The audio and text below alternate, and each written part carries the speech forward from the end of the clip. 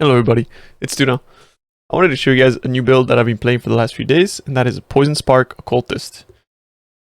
So this build works by converting all of our lightning damage into chaos by using the Phantasmal Spark Gem. The Phantasmal Spark Gem gives us an alternative quality, granting us 40% of lightning damage converted to chaos, and we're able to further scale that by using Ashes of the Stars or Diala's Malefice. That is the best way to convert it, and that is the best way to be able to get 100% of lightning damage conversion, but it allows us to also benefit from other things like elemental damage scaling. We are using a Oscillating Scepter, which is a base that you can get from Heist, and the Oscillating Scepter actually allows us to gain elemental overload. And since we are scaling our base damage, which is lightning, and then converting that into chaos, we are actually able to gain the effect of 40% more elemental damage that way. On top of that, we are using the Devouring Diadem. So this allows us to pretty much circumvent the strain that we have usually on many self-cast builds, which is mana cost. We have a huge effective energy shield pool of 2100, which is then actually converted into our mana pool because of Devouring Diadem granting us Eldritch Battery. Because of Eldritch Battery, we are also able to gain benefit of the fact that we can reserve all of our auras on mana and not have to worry about having to keep a little bit of unreserved mana to cast our spells. On top of that, we can actually recoup a lot of our energy shield through Soul Thief and through the unique modifier in the Devouring Diadem, which is Feast of Flesh. So Feast of Flesh, every 5 seconds, what it's going to do is going to consume nearby corpses, and it's going to give you basically a huge boost in both your life and mana and energy shield. So basically it's going to top up your energy shield, and it's going to top up your life every 5 seconds while you're mapping, and it's very, very nice. For our shield, we'll actually be using a Leper's Alms. So this is a pretty unconventional shield you don't see very often, but Leper's Alms is actually quite insane for the build. It's granting us 40% increased duration of ailments on enemies, therefore poison duration. This poison duration is granting us a total of 10% damage overall, and on top of that, it's granting us 5% suppress and a lot of evasion and energy shield. So this evasion and energy shield is scaled by both our increases on the tree, and it's also granting us a lot of our effective HP pool. So it is a very good shield to use on both a budget and to scale later into the endgame setup. However, you can beat this shield in endgame, and I would suggest you look for Supreme Spike shields. You can alternatively get like a 2% max resistance on those and craft those, but make sure to be able to get enough energy shield to scale both your MOM and your Eldritch Battery pool, and to get a lot of evasion so that you're not losing too much effective HP as you're swapping to a crafted shield instead, as it's quite hard to actually beat a Leper's Alms in those regards. Skin of the Lords allows us to get a keystone, but it also grants 100% increased global defenses as well as +2. It's a very, very good chest, and it can also save us many, many points depending on what keystone you're going for. Some good keystones would be like Mind Over Matter, which allows us to cut this entire part of the tree. As you can see in the endgame PoE, it's going to be linked below.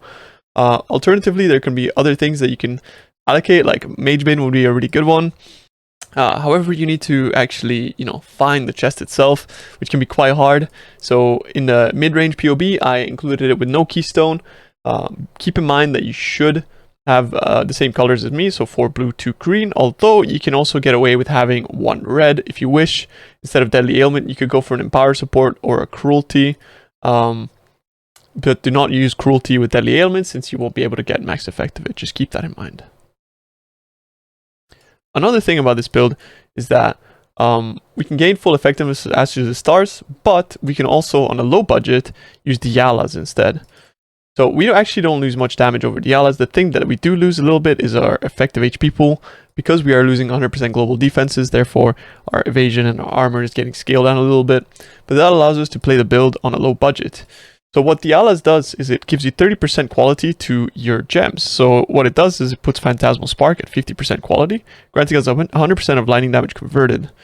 It also allows us to use things like Deadly Ailment support on Anomalous quality, which grants us a total of 50% increased duration of ailments on enemies. It's really, really good. It's a lot. And also Anomalous Spell Echo, which grants a lot of cast speed, 25% on that. Additionally, you can also always put your Awakened Unbound Ailment and Void Manipulation. They'll grant you quite a bit of, ailment duration on Unbound Ailment and chaos damage on Void Manipulation. So Diala's Malefice is actually a very good chest, and if we were to go into the very, very, very, very endgame setup, it would probably be our chest of choice. with double corruptions on it. Say you could have like +2 duration, +1 gems, 40% increased damage on it, something like that, and you could get like some insane damage out of this chest. But in the current endgame setup of this build, I chose to go for a Skin of the Lord.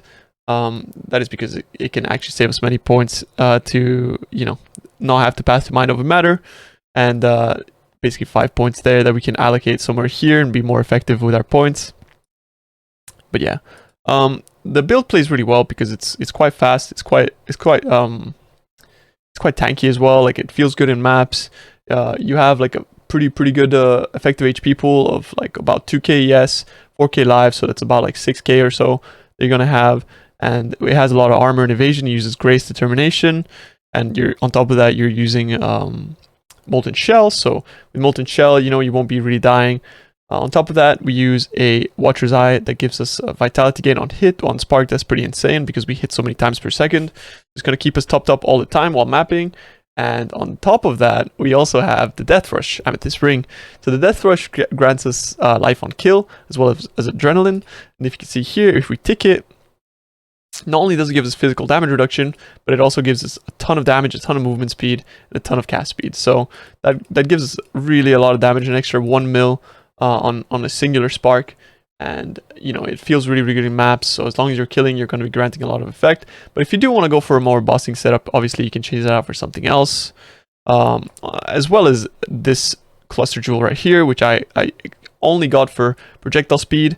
It does not grant us any damage whatsoever. However, the projectile speed does feel very good, and also having an additional pierce on top of the 2 pierce that we grant here, sorry, 3 pierce, that's 4 pierce. It's going to be nice for mapping, and the projectile speed essentially is something that we do want to grab as much as possible, and yeah, to make a spark feel really nice. Another thing to note is that I am using Touch of Cruelty on my clusters. This is one of the best notables that we can get. However, it is important to note that to enable this mod, you have to have a hinder on hit jewel. So you can get that on Abyssal Jewels. And on top of that, you might want to actually look for phasing and hinder together so you can be more effective that way. Because jewels, Viridian jewels can actually be really good, and you don't want to have too many hypnotic jewels. So in this case, we'll be using a Stygian Vice, you know, just basic stats on that. One thing to note is that we will need a lot of strength since we're not pathing through any strength whatsoever.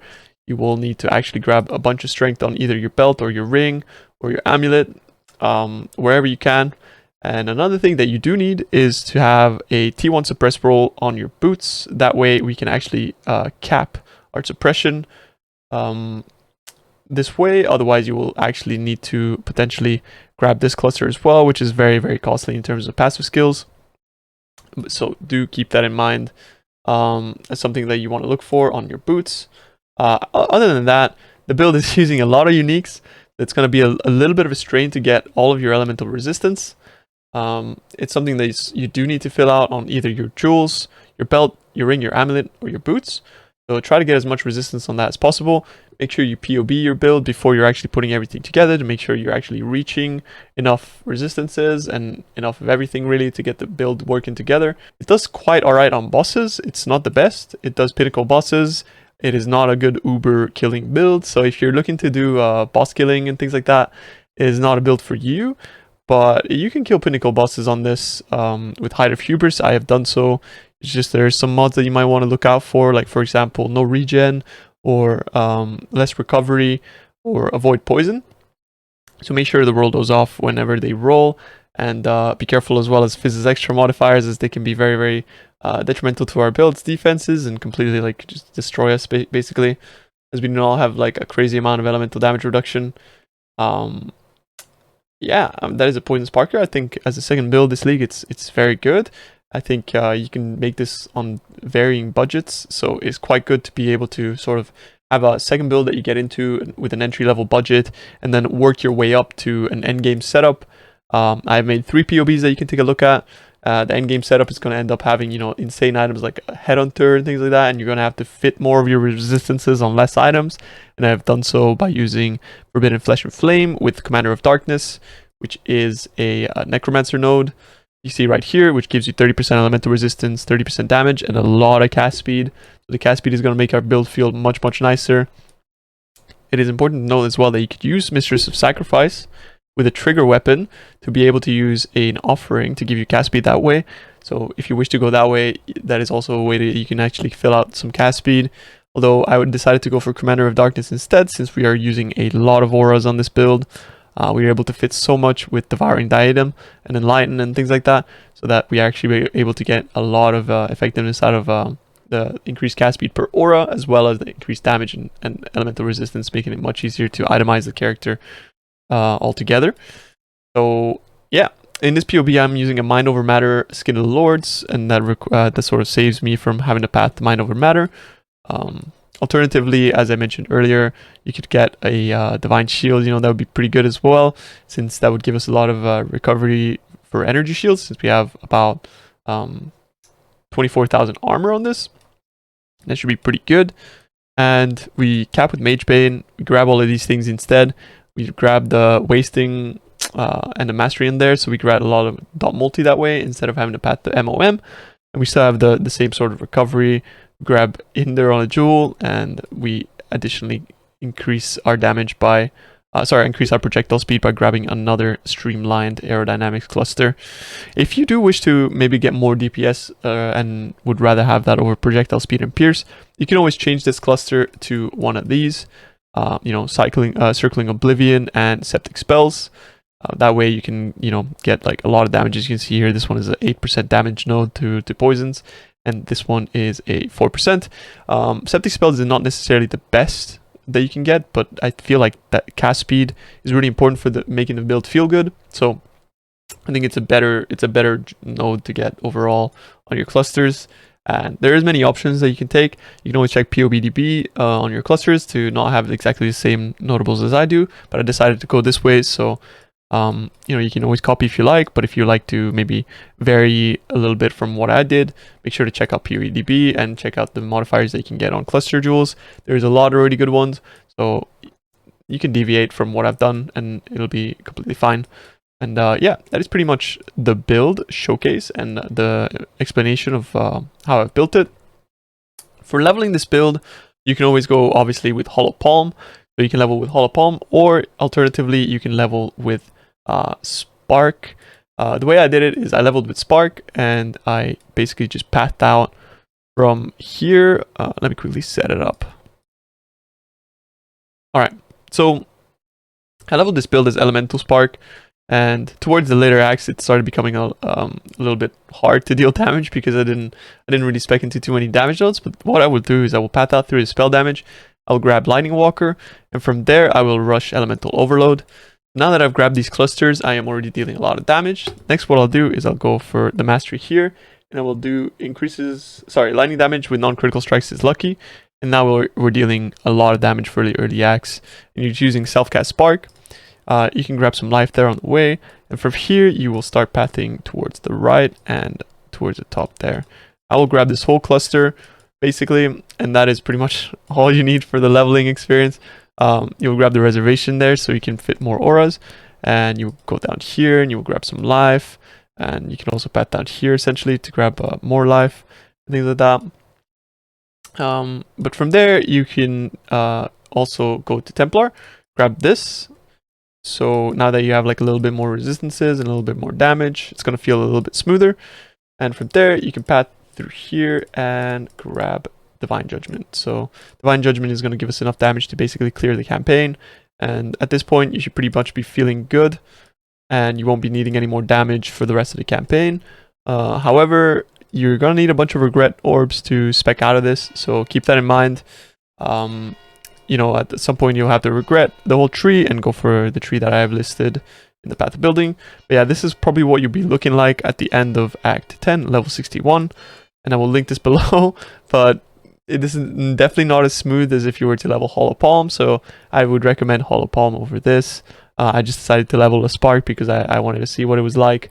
So I was using Spark, I was using Orb of Storms, and the new skill Lightning Conduit, and it was pretty good for leveling. I just had plus level gems and a Tabula, ran around with like normal Twink gear.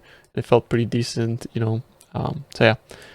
So that's the build, and I hope you guys enjoyed the video. I hope it was helpful. If you have any questions, make sure to check it out on Twitch. Check me out on Twitch. I'm always welcome to answering questions there. And that's pretty much it. Hope you guys have a good day. Hope you enjoyed the build, and hope to see you guys soon. Thank you very much, guys. Peace.